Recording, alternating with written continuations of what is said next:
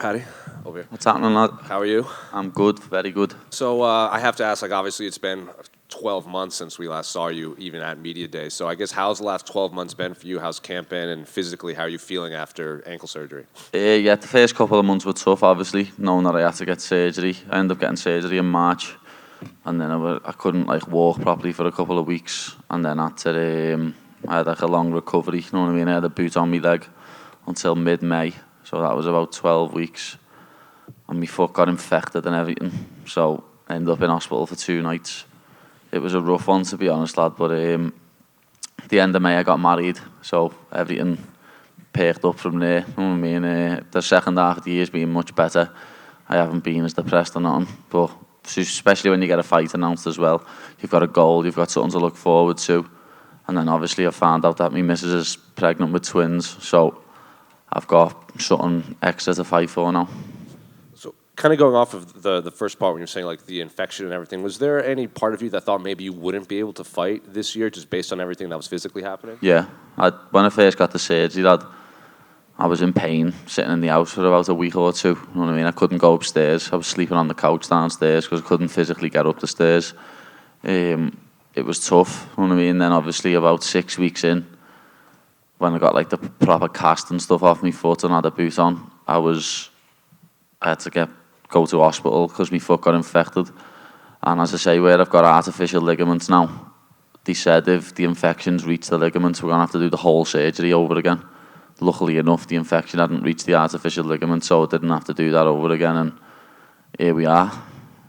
And then you mentioned obviously not being able to train and you felt depressed and everything. I'm sure you saw Alex Volkanovski's comments after his last loss where he just said not having a fight lined up, just not having something to work on, just kind of weighed mentally on his head. Could you kind of relate to what he was saying? Yeah, 100%. Alex is spot on. When you haven't got a date or a fight to focus on, as a fighter, you don't know what to do with yourself. You know what I mean? When I was sitting on the couch for 2 months, I was just like, wow, what am I doing here? You know what I mean? You're just sitting there with your own thoughts, and it's not nice, to be honest. It's really not nice. So the fact that I had my wedding to look forward to, and then after that I could get back in the gym, you know what I mean? I started training again in June, and I've just been focused on training since. So June, July, August, September, I was just training to get myself better, you know what I mean? Get back in fight shape, get myself better, and I kept my weight down a bit.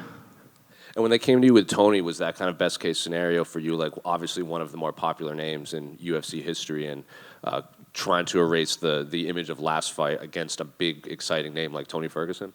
Yeah, of course. As I always say, I'll never say no to a fight. So when his name was on the contract, I signed it. The funny thing was there was a fake card going around, wasn't there, for UFC 296 with McGregor on and O'Malley, and it was me versus Tony. So I was getting asked by everyone, "You're fighting Tony Ferguson, you're fighting Tony Ferguson." I was like, "Nah, lad, nah." And then literally 4 weeks later or something, I got a contract through with Tony's name on.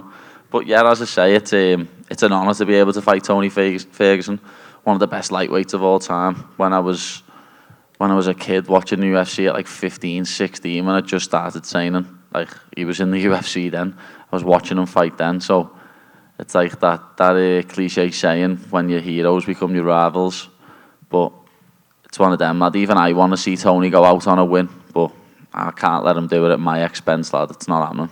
Then in his fight, especially against his Justin Gaethje fight, he was pretending to throw sand. He was doing all of this other odd things in there. So did you see that, and how do you prepare for something so unexpected like that?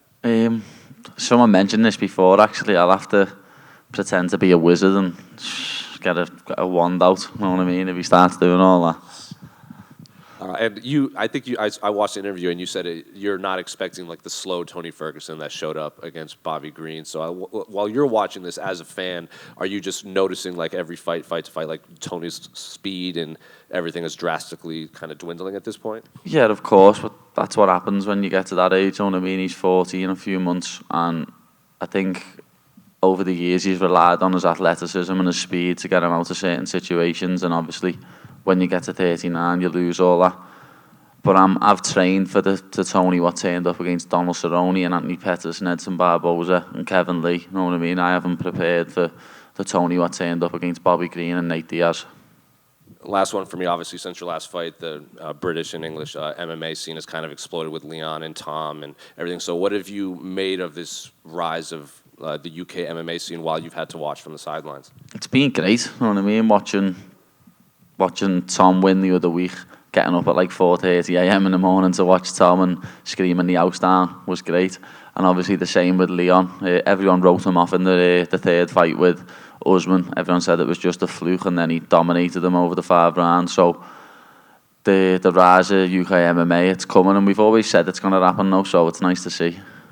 Paddy, do you think when you're in there and you look across and you see Tony, part of it will be a little bit surreal, that you're literally like looking at Tony Ferguson being like, oh yeah, we're about to fight? Yeah, it will. Like, it'll be a little bit surreal, but at the same time, as I always say, it doesn't matter. The only people what matter in that moment is me, him, and the referee. No one else on this earth matters, and I'll show that on the night. Because you're a fan of him, right, does that make preparing for this fight a little bit different? You know, like Jose said, he throws a sand. You've seen that before, right? So if he does it to you, you're just going to sort of recognize it. And even his pre-fight talk, he said in an interview with ESPN, you're more worried about him blocking you on Instagram, and when he cuts you, you'll be running home to mama and stuff like that. But you've heard that stuff before from Tony, so does it bother you at all? Does it get a rise, or you just think, oh, it's the Tony show? Yeah, that's just Tony, you know what I mean? I'm waiting for him to say I've got Dana White privilege, to be honest. That's the one thing I haven't heard him say yet. I can't believe he said I was sensitive, though. You blocked me, mate. How did you find out he blocked you, actually? One of my mates said to me, Tony's on his way to Vegas. So I was like, is he? And went to look at his story, and he'd blocked me. You know what I mean? Bit of a weird one, like, it shows I'm in his head. What did you make of his training with David Goggins? Can do what he wants, Odd. You know what I mean? As I've said in several interviews, Tony's never needed any help with his cardio or his mental fortitude. They're his 2 biggest aspects that he's still got to this day, you know what I mean? He can still go 3-5s. And he's always been mentally tough, you know what I mean? Look at the armbar Charles had him in and the leg lock Dariush had him in. So, if that's what he feels he needs to do to beat me, go and do it, mate. It's not going to help you on Saturday night. I feel like you're aware of this as well, that the fan reaction to you before your last fight and after that last fight did a massive 180, and I think you got as much criticism as I've seen anyone else get in this sport from that. How much of this win are you excited to do, to be able to say, I'm here, I'm winning, and no matter what you say, you guys can't stop me from doing that? Yeah, it's going to be nice to shut a lot of haters up, you know what I mean? It is. It's going to be lovely. I can't wait to do it. I really can't, lad. That's why it was even worse the first couple of months after I'd done my last fight, because if I would have got injured after the Lever fight, it wouldn't have been like that, you know what I mean? It would have been just plain sailing. People would have been up my arsehole.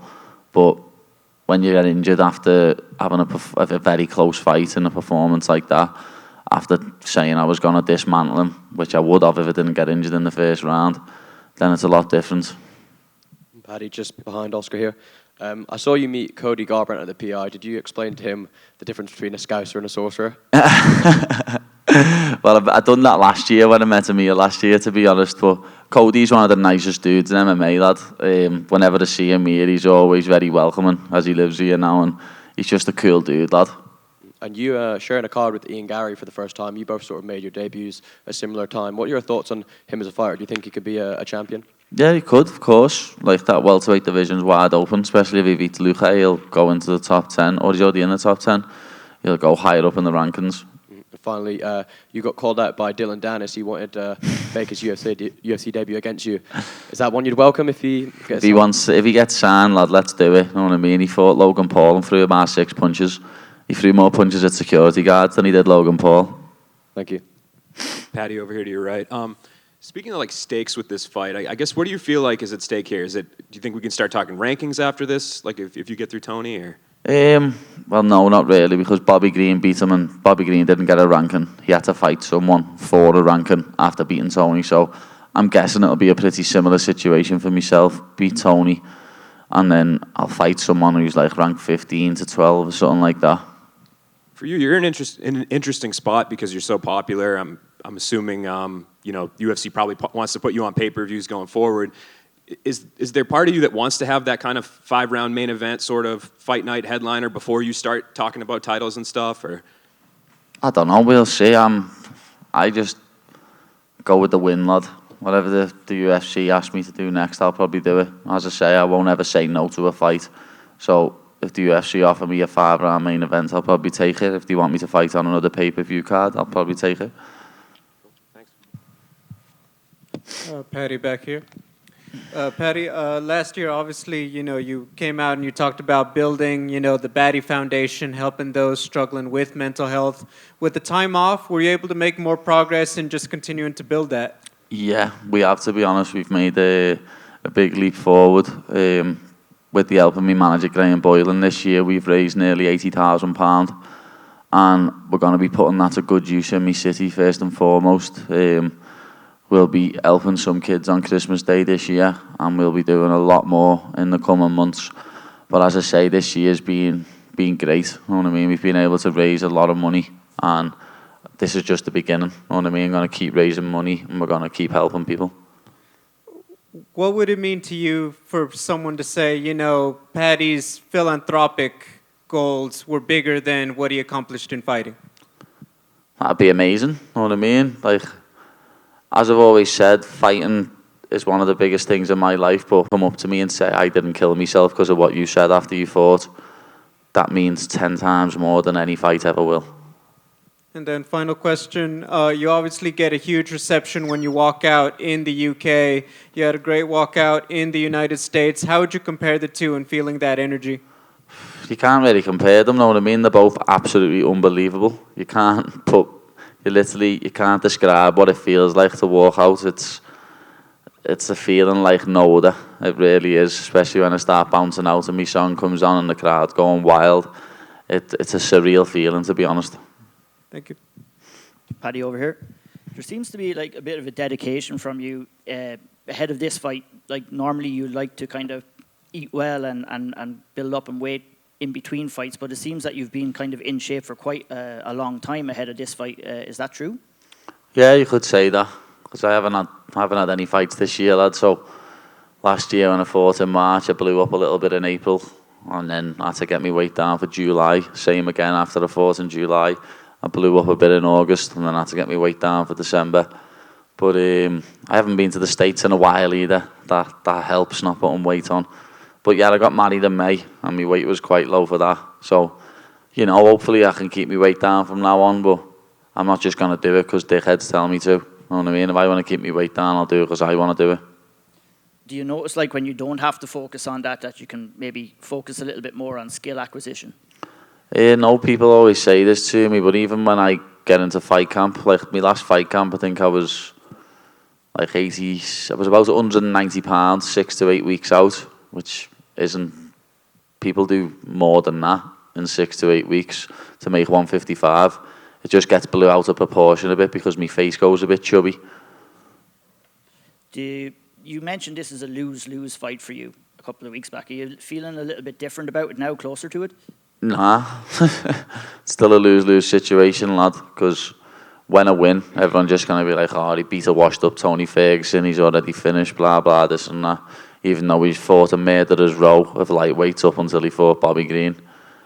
And if it did somehow happen to lose, lad, people are like, oh, cut him, he's being beat by a washed Tony Ferguson who should be cut.